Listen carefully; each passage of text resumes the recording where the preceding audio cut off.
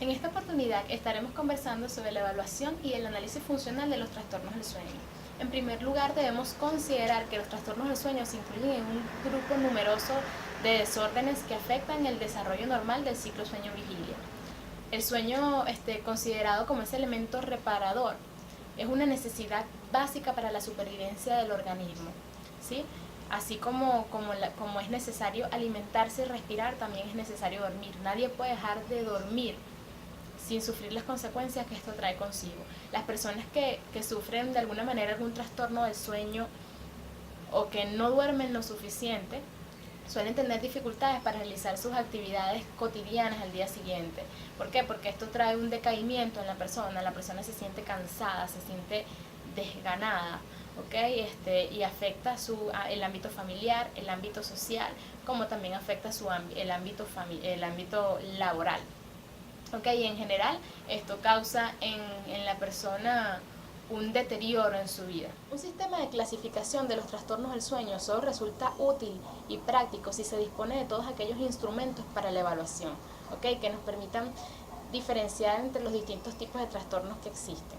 Para ello es necesario realizar un análisis funcional detallado de la conducta, evaluando aquellos componentes que puedan influir o que estén causando de alguna u otra forma el trastorno, es decir, la conducta, el ambiente, el componente orgánico y el tiempo circadiano, o el ritmo circadiano como también lo conocemos. Según el modelo conductual interactivo del sueño, el sueño puede considerarse como una conducta susceptible de ser medida según 4 dimensiones. En primer lugar, tenemos el tiempo circadiano. El tiempo circadiano se refiere a la localización del sueño en el nictémero. Es decir, cuando digo nictémero me refiero al espacio de tiempo que comprende las 24 horas que tiene un día, ¿ok? Entonces podemos hablar del marcador circadiano de inicio del sueño y podemos hablar de un marcador circadiano de finalización del sueño. El marcador circadiano de inicio del sueño nos indica cuándo es que inicia ese episodio de sueño, y el marcador de circadiano de finalización del sueño nos indica cuándo finaliza el episodio de sueño. El ritmo circadiano o el tiempo circadiano puede ser medido con diversas técnicas de evaluación, entre las que tenemos la evaluación psicofisiológica, la evaluación subjetiva mediante entrevista, el autorregistro, autoinforme y también la observación. Otra de las dimensiones que deben considerarse o que podemos medir de lo que es el sueño es la estructura del ciclo sueño-vigilia. En esta dimensión se considera lo que es la latencia del sueño, el tiempo total del sueño, se considera la distribución del tiempo de sueño entre las distintas fases y el nivel de activación durante la vigilia, ¿ok? Además es necesario que se considere el patrón de sueño de cada persona, que ahora esta persona acostumbra a acostarse, a que ahora acostumbra a levantarse, la necesidad individual que cada persona tiene de dormir, ¿ok? Ya que ambos determinan los parámetros que nombré con anterioridad. ¿Okay? La estructura del ciclo sueño-vigilia puede ser evaluada por medio de la evaluación psicofisiológica del sueño nocturno, la evaluación psicofisiológica del sueño diurno, la evaluación psicofisiológica de la activación durante la vigilia y la evaluación subjetiva del sueño nocturno. Por otro lado, entre las dimensiones susceptibles a medir en la evaluación del sueño tenemos las conductas inhibidoras y facilitadoras del sueño. ¿Okay? Aquí se consideran todas aquellas conductas relacionadas con el sueño que de alguna u otra manera lo favorecen o lo desfavorecen. Esta dimensión se evalúa por medio de un análisis funcional detallado de la conducta. También se utilizan técnicas como la entrevista, el autoinforme y el autorregistro. Tenemos también en cuarto lugar la dimensión del ambiente. En esta dimensión se considera el ambiente físico propiamente dicho, evaluando aquellos componentes o aquellos factores en los que se ha demostrado que tienen una relación con el sueño, como lo son la temperatura, el ruido que puede haber al momento de que la persona decida irse a dormir, el grado de luz o oscuridad que sea adecuado, se considera también el tipo de cama y las condiciones de la habitación. Hay otras variables que pueden medirse que de alguna u otra forma tienen una influencia en lo que es el sueño, pero estas son unas de las más importantes. ¿Sí? Estos factores se pueden evaluar mediante la entrevista realizada al paciente, aunque también hay evaluaciones objetivas que se realizan con observación. El terapeuta también va directamente al lugar para observar todas aquellas condiciones en las que se da el sueño en el paciente. Entre los procedimientos para la evaluación de los trastornos del sueño tenemos en primer lugar la entrevista realizada al insomne. ¿Okay? En esta entrevista se elabora lo que es la historia del sueño del paciente. Se debe hacer énfasis en los siguientes aspectos: el momento y el contexto en que surgió el problema, ¿okay? Se hace énfasis en cómo evolucionó sus sueños desde su infancia hasta la actualidad, cómo ha ido evolucionando, el estado de humor y nivel de activación que tiene el paciente durante el día, el estilo de vida, si es una persona sedentaria, si es activa, si practica algún deporte o alguna actividad relevante que realice durante el día, la valoración subjetiva del paciente, es decir, cómo el paciente percibe la problemática, si está sometido a algún tratamiento farmacológico o ha estado sometido a algún tratamiento farmacológico, y si consume drogas o algún estimulante. También se realiza lo que es la entrevista a la pareja. ¿Okay? Esto permite recaudar información relativa a los hábitos de sueño del paciente, posibles problemas psicológicos que éste pueda tener, psicosomáticos o respiratorios. Es importante hacer énfasis en todos los aspectos que mencioné con anterioridad, que se le preguntaron al insomne en su entrevista individual, ya que esto nos permite comprobar, constatar que la valoración subjetiva que hace el paciente del problema y del contexto en general. Los procedimientos o técnicas que tenemos para evaluar el sueño son los diarios del sueño. Estos son un método de autoinforme que permite recoger información acerca de la variabilidad de los parámetros del sueño. Son registros que el propio insomnio, el propio paciente debe llenar al momento de levantarse. Recoge información acerca de la latencia del sueño, las vigilias nocturnas, la hora de acostarse y de levantarse del paciente, los estados de ánimo al acostarse y levantarse, entre otros. Debe estar elaborado en forma de registro con respuestas cerradas, ¿ok? Es decir, la respuesta no debe estar en función de la arbitrariedad del sujeto, sino que debe estar en respuestas cerradas. Sí, no, quizá. Estos registros deben realizarse con un mínimo de 2 semanas, un periodo de 2 semanas, en base a los cuales se realizará un promedio, una estimación promedio de las horas de sueño. Entre los procedimientos también tenemos los cuestionarios de sueño. Este es un instrumento que permite evaluar la estimación que tiene el propio paciente sobre los parámetros de su sueño. De esta manera, el paciente debe responder de forma genérica sobre los hábitos que tiene en la actualidad, ¿ok? Tomando en cuenta que debe cuantificar todos aquellos aspectos, tomando en cuenta la latencia de su sueño, las vigilias nocturnas, a qué hora se acuesta y a qué hora se levanta, la duración de esas vigilias, si realiza siestas, debe también registrarlo, diferenciando entre los periodos vacacionales y los periodos de trabajo. También se pueden incluir aspectos cualitativos como lo son el estado de ánimo que tiene la persona cuando se acuesta y cuando se levanta, la eficacia del sueño. Debe ser un formato de respuesta cerrada, en lo que la persona también esté planteado de la misma manera o debe ser equivalente a los aspectos que se mencionaron en el diario del sueño, de manera que el terapeuta pueda comprobar o contrastar las respuestas dadas en ambas evaluaciones. Además de las técnicas ya vistas, también existen las técnicas psicofisiológicas, y es que la medida creativa para evaluar la somnolencia diurna se realiza fundamentalmente a través de medidas poligráficas del sueño. Una de las pruebas que contiene esto es el test de latencia múltiple del sueño, y esta prueba ofrece la posibilidad a la persona de quedarse dormido durante 5 momentos del día. Además, el parámetro que usa esta prueba es de latencia.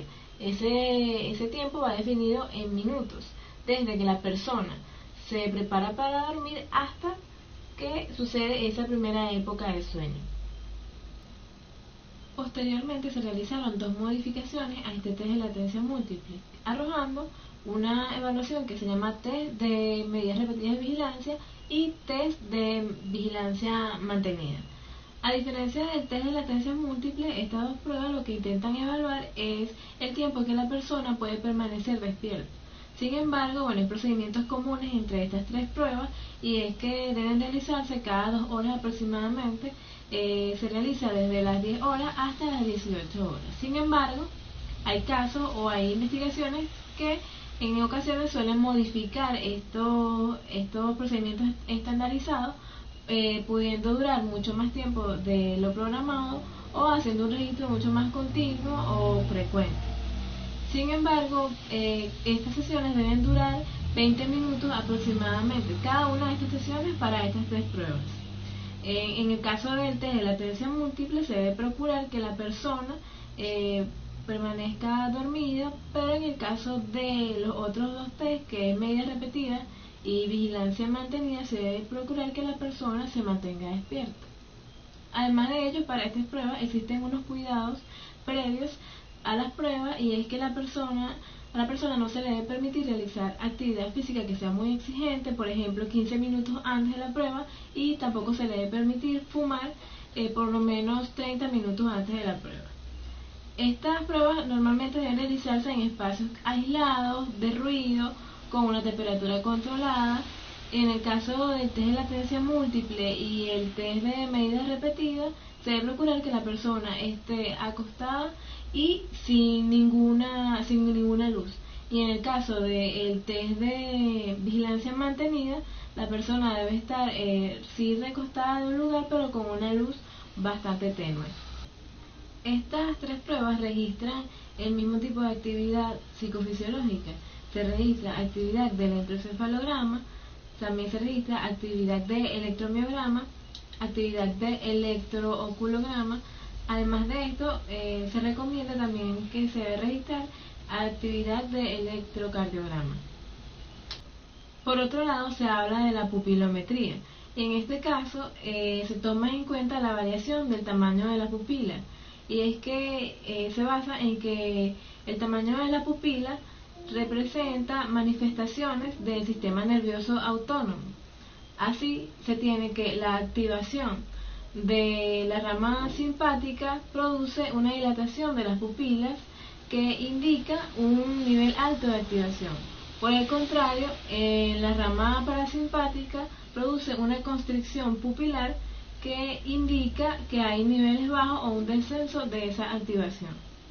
En la actualidad existen o se disponen dos métodos para medir los cambios pupilares.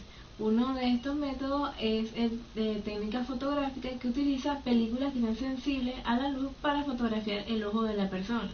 El otro método es con un haz que contiene rayos infrarrojos que van dirigidos al ojo de la persona. Es una técnica fotoeléctrica y por supuesto está controlado electrónicamente. En la pupilometría lo que se hace es determinar la respuesta refleja pupilar ante la estimulación luminosa, y para ello se encuentran o existen tres parámetros que se deben tomar en cuenta. El primero de ellos es el diámetro inicial pupilar, el segundo es la extensión de la constricción pupilar y el tercero es la pendiente de la respuesta inicial. Esta técnica se aplicó en un estudio con pacientes narcolépticos y se observó que la respuesta pupilar ante una estimulación luminosa de baja intensidad era bastante disminuida o en ocasiones no se producía. Sin embargo, cuando se aplicó la técnica con pacientes de otros trastornos del sueño, la respuesta refleja pupilar era bastante normal o era la esperada. Por otro lado, se habla de las pruebas de rendimiento, y cuando se habla de estas pruebas se debe tener muy en cuenta que estas incluyen numerosas subfunciones y que por lo tanto no debe ser considerada como un único parámetro. Por ello debemos tener un poco de cuidado con lo que es el conocimiento, la habilidad de la persona y la familiaridad que tenga la persona con esto, porque está relacionado directamente con el rendimiento. Adicional a esto se le puede sumar la edad de la persona, el sexo, la motivación, el estado de fatiga, incluso los factores ambientales pueden influir de una manera directa sobre el rendimiento.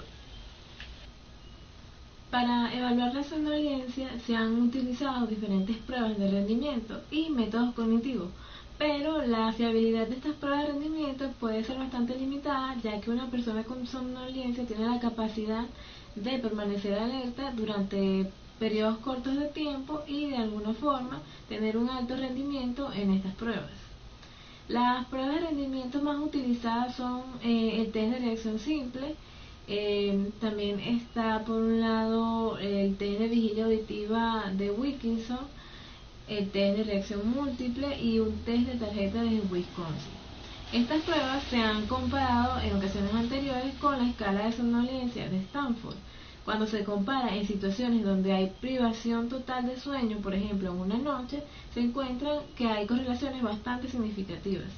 Sin embargo, cuando se compara en situaciones de privación parcial de sueño, no hay correlaciones tan significativas como en las anteriores.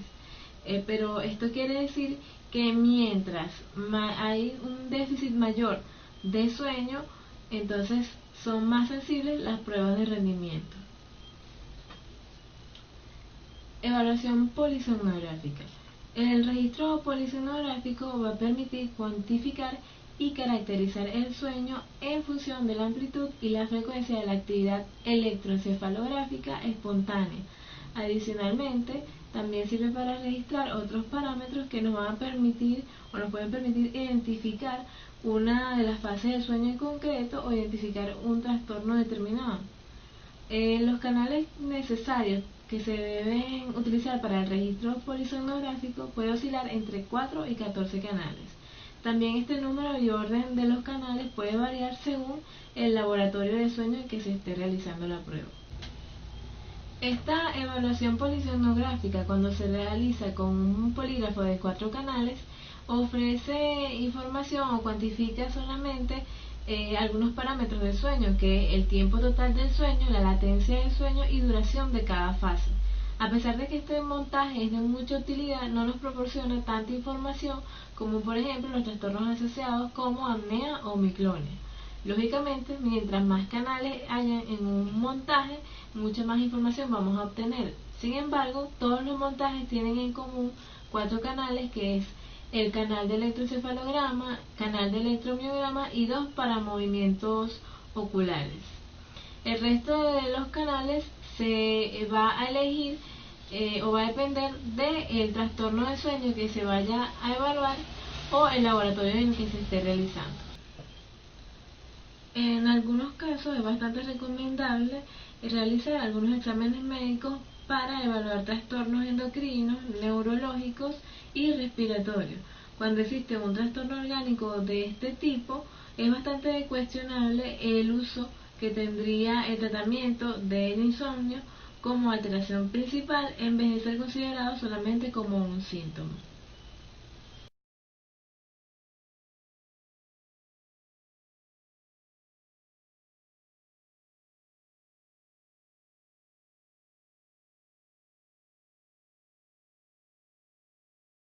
Para ejemplificar lo mencionado con anterioridad, explicaremos un análisis funcional de una persona diagnosticada de insomnio con gran carga de ansiedad. Como motivo de consulta tenemos una mujer de 29 años de edad, casada y sin hijos, que trabaja en el área administrativa y al mismo tiempo está estudiando empresariales. Después de realizar una llamada a su hermana, acude a consulta debido a varios ingresos de emergencia como consecuencia de una ansiedad generada por no poder dormir ni de día ni de noche. Según comenta, el hecho de no poder dormir le genera tanto malestar ante cualquier motivo que termina por derivar severos cuadros ansiógenos acompañados por un descontrol psicofisiológico que no puede controlar. Adicionalmente, su esposo quiere tener hijos, pero ella en este momento no le parece adecuado debido a que ella quiere continuar con el trabajo y con los estudios. No tiene quien le ayude y no puede quedar embarazada debido a las circunstancias económicas en las que se encuentran en este momento. Esto también la pone muy nerviosa, por lo general procura evitar todo aquello que supone o puede ser causante de un insomnio o pueda ponerla muy nerviosa. Según lo comentado en consulta, la paciente señala que iba camino a la casa revisando constantemente en su tablet la agenda de la semana, todo lo que debía hacer durante el mes, debido a que quiere tener un control sobre todo lo que debe hacer o todas las tareas, ¿okay? Para que no se le escape ninguna de estas. Al llegar a casa, se acuesta, se prepara para dormir, se acuesta y comienza a pensar, según lo que relata la paciente o manifiesta, qué preocupación, ojalá esta semana todo salga bien, ojalá y no venga otra vez con el tema de los niños. Él no entiende que tengo mucho trabajo y no estoy para esto. Comienza a experimentar dificultad para respirar, sudoración y aceleración del ritmo cardíaco. Posteriormente, manifiesta la paciente: mejor me voy a la biblioteca, adelantar el trabajo, espero que se duerma. Se retira del cuarto y se va a terminar las tareas pendientes del trabajo. El esposo se acerca, le da las buenas noches, le da un beso y piensa, y la paciente manifiesta, si hubiese estado acostada, volvería otra vez con el mismo tema de los hijos. Aquí estoy más tranquila y eso me pone muy nerviosa. Adelantaré todo el trabajo pendiente y así mañana estaré más tranquila. Todo está bajo control. Posteriormente, la paciente señala que experimentó relajación y una respiración adecuada. Se puede evidenciar, en este caso, un paradigma de condicionamiento por reforzamiento negativo de evitación y de escape. El reforzamiento negativo es aquel que se produce cuando una conducta va seguida de una terminación de un estímulo aversivo o evita una consecuencia desagradable, quedando así condicionado con un patrón de reforzamiento negativo. En otras palabras, cuando se produce la emisión de una conducta determinada, conlleva la culminación de esta estimulación aversiva, lo cual aumenta la probabilidad de que esta conducta se vuelva a repetir. En el caso de AM, de la paciente, esto sucede para poder evitar la conversación con su esposo con respecto a los hijos, puesto que no se siente preparada para tener hijos y no tiene las condiciones económicas, quiere continuar con el trabajo y con sus estudios. Adicionalmente, se evidencia una conducta de seguridad propia de la ansiedad. AM tiene intensas y persistentes preocupaciones por su trabajo y por adelantar el trabajo de toda la semana o el mes. Piensa constantemente en todo lo que debe hacer, lo cual le genera seguridad y alivio. Todo esto mantiene la conducta problema de insomnio y ansiedad que presenta la paciente.